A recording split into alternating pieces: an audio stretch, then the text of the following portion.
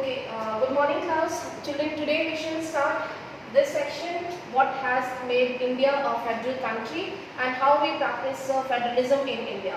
So we have already learned, you can see if this image it is given in this flow chart, the power is divided at three levels, vertical level. The first one is central government, then second is state government and third is local or peripherals. This was the additional local or peripheral government is basically decentralized in 1992 from the central government. ठीक है, उससे पहले जो local bodies और municipal corporation है, urban और rural administration, ये central government के अंडर ही था. ठीक है, और basically ये decentralized कर दिया गया in 1992. What were the reasons that we will go through later? Now look at the first point. Constitution has declared India as a union of states at the time of making constitution, framing constitution. Three-tier system we have adopted, that is union, state and panchayat. But it is added later in 1992. That is called the decentralization of power. ठीक है, decentralization of power. Then third point, you can see threefold distribution of legislative powers under union list, state list and concurrent list. So here basically जैसे कि आप ये flow chart देख रहे हैं उसके साथ ही आप ऐड करोगे कि central government जो कि union government है, here some subjects, some portfolios are assigned to central government. They will look into that particular matters. These are very important national interest subjects जिसमें कि union list एक subject list है जो main national interest के subjects हैं उन पे ही काम करेगी. ठीक है, so presently I think it is written in your book also.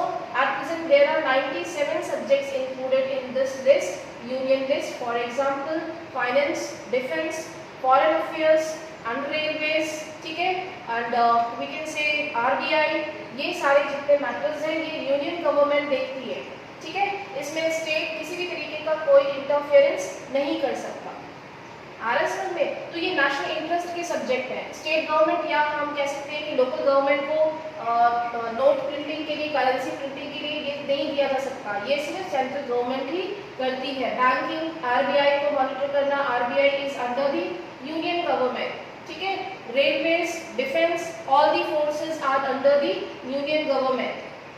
Are you getting? तो इस तरीके से सब्जेक्ट्स डिवाइडेड है. यूनियन लिस्ट में 97 सब्जेक्ट्स हैं और स्टेट लिस्ट में 66 सब्जेक्ट्स हैं. तो स्टेट लिस्ट के पास जो सब्जेक्ट है they will look after their subject list. उसके बाहर के सब्जेक्ट्स में वो काम नहीं करेंगे, उससे रिलेटेड ही लॉज बनाएंगे और वही काम करेंगे. ठीक है, then there is third list, that is concurrent list. तो कंकरेंट आपने मैथ्स में एक टर्म पढ़ा होगा कंकरेंट, जो कि ओवरलैप करता है. ठीक है, तो कंकरेंट में 47 सब्जेक्ट्स हैं जो कि यूनियन और स्टेट लिस्ट कंबाइंड होके यानी mutually they work on this particular subjects and they will take decisions mutually. ठीक है, तो कंकरेंट में दोनों ही मिल के वर्क करते हैं. They will take decisions mutually, union government भी और स्टेट गवर्नमेंट भी. Then fourth, all states in the union do not have identical powers, that is union territory. So we have learned कि सभी स्टेट्स जो हैं same identical powers नहीं है उनके पास. कुछ ऐसे स्टेट्स हैं they are under the union government because these are very small in comparison to state. So government has given the administration to union government. Union government they will appoint separately. वहाँ पे chief ministers नहीं होंगे, union government के attorney generals होंगे, governors हो सकते हैं. ठीक है, and in this way they will look after the union territories. Then fifth, changes in power sharing has to be passed by 2/3 majority into parliament. So that you have already learned कि भाई किसी भी तरीके का power separation of powers में अगर change करना, amendment करना है तो वो इजी नहीं होगा. इसके लिए हमें 2/3 मेजॉरिटी से पार्लियामेंट में हम डिबेट या डिस्कशन करेंगे. उसके बाद मेजॉरिटी होना चाहिए, कोई भी रूल आसानी से चेंज नहीं किया जा सकता. Then six point, in case of any dispute regarding division of power the apex court will take decision. Apex court क्या होता है? Which is the higher authority, यानी supreme court will interrupt and then they will make decision. ठीक है, अगर किसी भी power sharing में डिस्प्यूट अराइज होता है तो. Now look at the next, what makes India a federal country? There is a list system. As we have discussed, there are 4 lists union list, state list, concurrent list, and there is one more, that is we have not gone through, अभी पढ़ा हमने, that is residuary list. ठीक है, वो अभी हम पढ़ेंगे. Residuary subjects are leftover subjects. ठीक है, जो leftover subjects हैं वो residuary list में आएंगे. ठीक है. Now first one is union list. As per the information it is written here 100 subjects, so we will refer to the context. हमारी जो NCERT जो प्यारी NCERT बुक है उसमें जो दिया है वही आप लिखोगे. तो आप लोग मुझे बताइए NCERT में कितने सब्जेक्ट्स लिखे हैं यूनियन लिस्ट में? 97 है या 100 है? Who will speak? How many subjects are given in union list? It is not written here. आप देखो बेटा दिया होगा. Yes. It is not written. It is written that union list includes subjects of national importance. It is not written that how many subjects are there. ऐसा हो नहीं सकता. Okay okay, but लिख लीजिए यहाँ पे, आप अपने बुक में NCERT में लिख लीजिए on page number 16. Union list में 97 सब्जेक्ट्स हैं according to the 7th schedule of the constitution. Constitution के 7th शेड्यूल के अकॉर्डिंग यूनियन लिस्ट में 97 सब्जेक्ट्स हैं. ठीक है, पहले 100 सब्जेक्ट्स थे जिसमें कि एजुकेशन और पुलिस और कई सारे सब्जेक्ट्स थे यूनियन लिस्ट में जो कि स्टेट गवर्नमेंट को दे दिए गए. तो 7th शेड्यूल ऑफ कॉन्स्टिट्यूशन के अकॉर्डिंग यूनियन लिस्ट में 97 सब्जेक्ट्स हैं. ठीक है, तो आप यहाँ पे लिख लोगे देयर आर 97 सब्जेक्ट्स. ठीक है, then yes Ma'am, according to 7th schedule. हाँ, 7th schedule of constitution. I think it will be written somewhere, जहाँ तक मुझे याद है.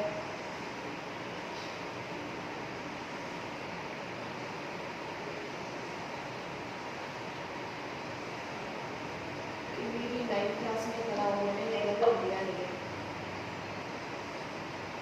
ओके, आप लिख लीजिए बेटा यहाँ पे फॉर राइटिंग आंसर्स. ठीक है, for your notes you will write down. आप अपने नोट्स के अकॉर्डिंग उसमें लिखोगे. यहाँ पे 97 सब्जेक्ट्स आर इन. ठीक है, in this list. Then in this 66 subjects. ठीक है, now look at here, I am showing you. Union list include subjects of national importance such as defence. ठीक है, सारे डिफेंस जितने भी फोर्सेस हैं वो सब यूनियन गवर्नमेंट के अंदर में आएंगी. Foreign affairs, foreign trade, banking, RBI, communication, transportation ministry है, आपको पता ही है, एंड करेंसी. ठीक है, printing of currency, money system, that will be under the union government. They are included in this list because we need a uniform policy. हमें एक common policy बनानी होती है. ठीक है, तो वो एक स्टेट से दूसरे स्टेट में डिफरेंट नहीं हो सकती. अगर कहीं पे 1 रुपये का वैल्यू जो है वो 100 पैसा है तो सभी स्टेट्स में वही कॉमन ही रहना चाहिए, है ना, उसमें कोई डिफरेंस नहीं होना चाहिए. इसी तरीके से कम्युनिकेशन ट्रांसपोर्टेशन सिस्टम भी जो है वो यूनियन गवर्नमेंट ही देगी. They are included in this list. ठीक है, because we need a uniform policies on these matters throughout the country, and the union government alone can make laws relating to the subjects sanctioned in the union list. तो सिर्फ अकेले union list matters पे central government ही discussion करती है और वही rule बनाती है. Then state list contains 66 subjects of the state and local importance such as police, trade, commerce, agriculture, irrigation, etc. इसके अलावा एजुकेशन भी आ सकता है इसमें, लेकिन हम उसको कंकरेंट लिस्ट में इंक्लूड करेंगे. ठीक है, तो यहाँ पे ये याद रखेंगे police, trade, commerce, agriculture and irrigation. यहाँ पे एग्जाम्पल से रिलेटेड 1 मार्क क्वेश्चंस आ सकते हैं कि पुलिस, ट्रेड और या पुलिस लॉ एंड ऑर्डर ये किसके अंडर में आएगा, स्टेट गवर्नमेंट के अंडर में आएगा या फिर सेंट्रल गवर्नमेंट के अंडर में आएगा. ठीक है, तो एग्जाम्पल से क्वेश्चंस बहुत बनते हैं. Then the state governments also look forest, trade unions, marriage, adoption and succession. ठीक है, स्टेट गवर्नमेंट के अंडर में ये भी आते हैं ये सारी चीज़ें, forest, trade unions, marriages, adoption, succession. ठीक है, and both the union as well as the state governments can make laws on the subjects mentioned in this list. If their laws conflict with each other, law made by the union government will prevail. तो यहाँ पे आप देखिए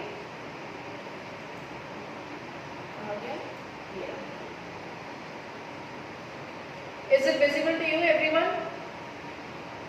Yes, ma'am. ठीक है? Yes, ma'am. So defense, foreign affairs, banking, currency, communication, these will be managed by the union government. ये सारे subject जो है वो national importance के subject हैं, ठीक है? Even you can see in this image external affairs, that means जो हमारा foreign ministry, ठीक है? And defense, banking, communication, money printing. Then state list have again यहाँ पे मैं थोड़ा सा फिर amend करूँगी presentation में. There should be 66 subjects, ठीक है? Subjects of state and local importance. State alone can make laws, that is police, trade, commerce, agriculture and irrigation. Okay? Now the third one जो अभी हमने पढ़ा जिसमें कि state और national government दोनों मिलके बनाएगी rules, that is called concurrent list. Yes, बोलो बेटा. मैम यहाँ पे आपने सब्जेक्ट 66 बोला, ये हाँ उसको करेक्ट कर लीजिए. 66 सब्जेक्ट्स हैं स्टेट लिस्ट में. यहाँ पे प्रेजेंटेशन में 59 लिखा है ना, तो 59 को मैंने बताया कि आप इसको करेक्ट कर लो, ये थोड़ा सा डिफरेंशिएट है. और ये जो है वो it also amend time to time. So I think that is why it is not given in NCERT. But as for your information, for writing your answers, for preparing notes, you should know and you can write down. Okay? Now you have seen the subjects. Now look at the concurrent. You can see subjects of common interest, central and state government, जो कि एक साथ mutually decision making करती है. Both can make laws on these subjects. If conflict arise, then they can seek courts. ठीक है, court से आप ले सकते हो. As well as central government will prevail. उन्हीं का ही जो decision होगा, that decision will be implemented. ठीक है, उन्हीं का ही जो law होगा वो काम करेगा. ठीक है. Then what are the subjects of concurrent list? Education.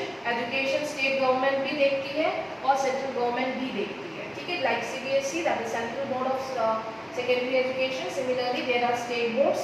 ठीक है, यूपी में उत्तर प्रदेश माध्यमिक शिक्षा बोर्ड है, इसी तरीके से राजस्थान में राजस्थान बोर्ड है. ठीक है, तो education is look after by state as well as central government. Forest, trade union, marriage, adoption, succession. ठीक है, मैरिज से रिलेटेड लॉज, मैरिज लॉ. ठीक है, एक स्पेसिफिक एक कानून है. ठीक है, एंड देन एडॉप्शन से related as well as succession, यानी कि जो प्रॉपर्टी सक्सेशन करते हैं हम उससे भी रिलेटेड जो डिसीजन है वो कंकरेंट लिस्ट में आएगा. ठीक है, आप देख सकते हो एजुकेशन का सबसे अच्छा यहाँ पे कार्टून बना है. Can you see in this image? ठीक है. Yes, ma'am. Yes, the child is burdenised with, जितना खुद का वेट नहीं है उसका, उससे ज़्यादा उसने he is holding school bag, है ना? Yes. Okay. Ma'am, the Yes. current list are included in the state list and union list, or are they different? It is हम कह सकते हैं कि ऐसा लिस्ट जिसमें दोनों साथ मिलके रूल्स बनाते हैं, दोनों साथ मिलके रूल्स बनाते हैं इसमें. ठीक है. No, ma'am, the topics are included in the state list or not? For particularly अगर क्वेश्चन आता है, जैसे कि अगर पूछा आपसे कि फॉरेस्ट है या ट्रेड यूनियन है, ये किसके अंडर में आएगा, तो ऑब्वियसली यू विल राइट. ठीक है, जैसे कि एग्जांपल दिया है एजुकेशन.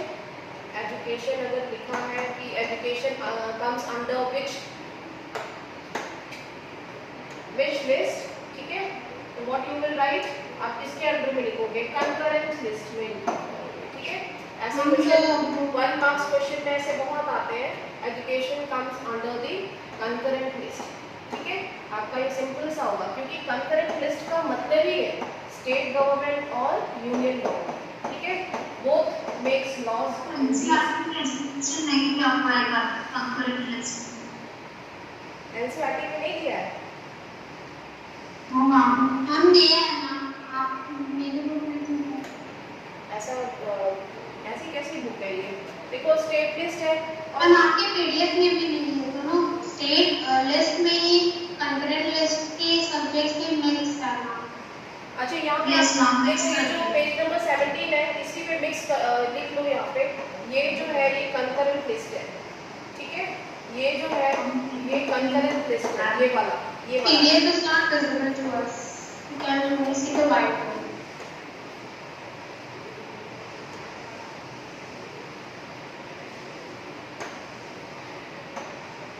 आप यहाँ पे लिख लेंगे, ठीक है।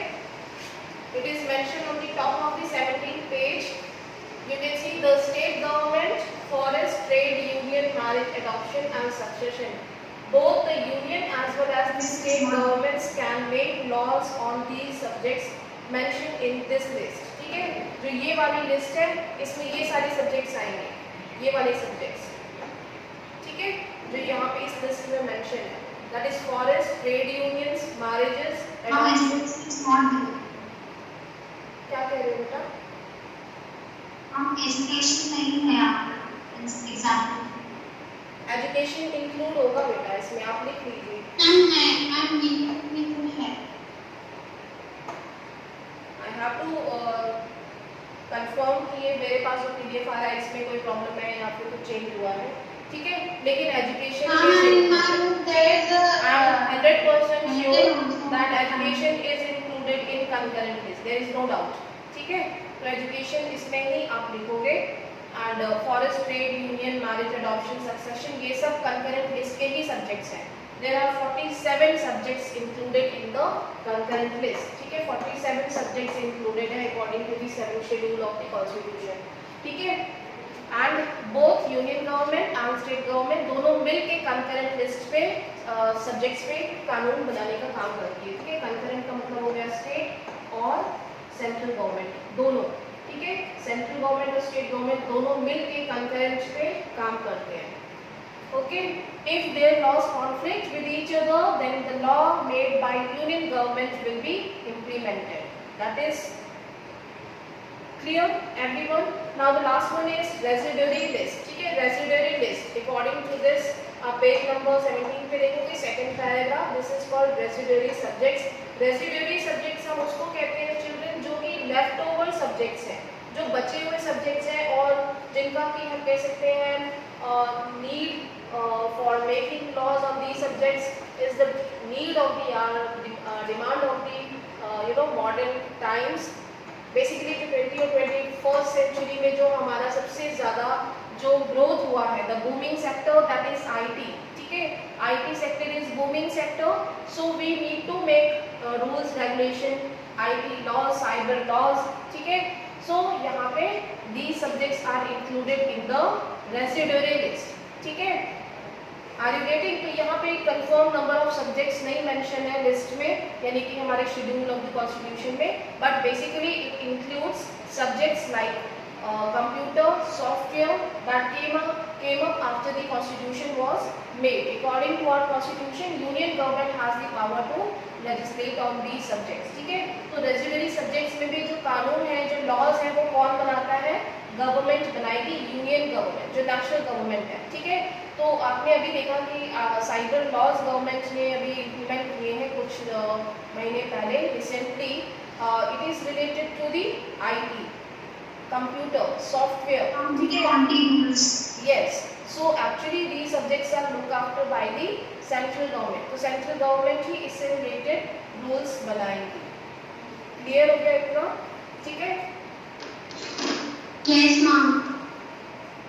now you can see presentation में आप देखोगे residuary subjects are which do not fall under these three lists. Union government alone has the power to make laws, that is computer, software, etc. etc. ठीक है?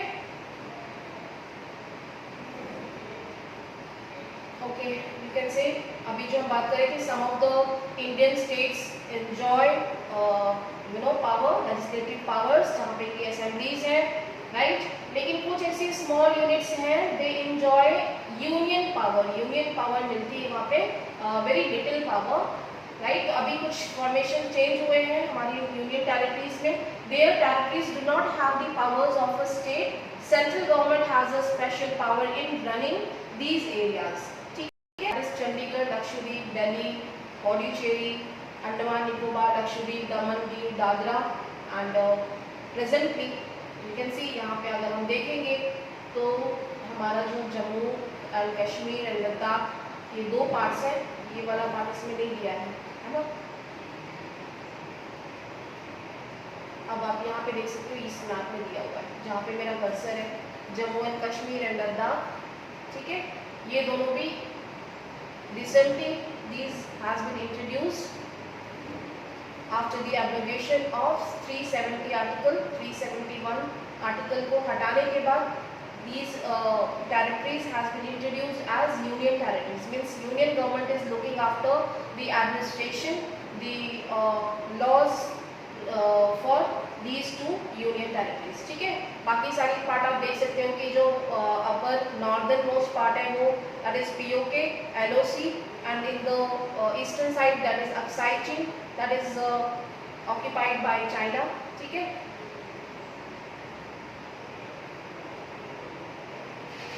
यहाँ तक clear है सभी को? Everyone, are you clear? Yes. Yes, ma'am. Yes, ma'am. Yes, ma'am.